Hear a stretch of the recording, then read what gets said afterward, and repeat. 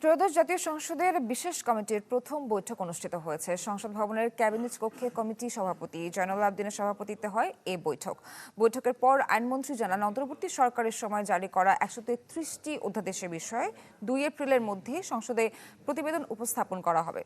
সংসদ এসব অধ্যাদেশ নিয়ে প্রয়োজনীয় সিদ্ধান্ত নেবে। আর বিশেষ কমিটির অন্যতম সদস্য স্বরাষ্ট্রমন্ত্রী সালাউদ্দিন আহমেদ বলেছেন, জুলাই গণঅভ্যুত্থানের দায়মুক্তি অধ্যাদেশের বিষয়ে বিশেষ কমিটি একমত হয়েছে। জানান, সংবিধান এবং জন আকাঙ্ক্ষার দিকে খেয়াল রেখে সিদ্ধান্ত নেওয়া হবে। আগামীকালও অনুষ্ঠিত হবে বিশেষ কমিটির সভা।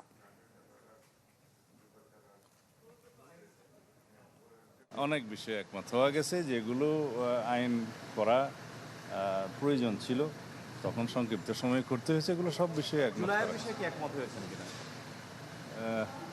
জুলাই ইনডেমনিটি যেটা, হ্যাঁ, সবাই একমত। আমাদের যথেষ্ট হোমওয়ার্ক হচ্ছে। গত 1 মাস ধরেই আমরা কম বেশি পড়ালেখা করে এসেছি। আমাদের একটা আইনগত বাধ্যবাধকতা 30 দিন, আমরা সেই বাধ্যবাধকতার মধ্যেই থাকব। আমরা সাংবিধানিকভাবে এগিয়ে যাব।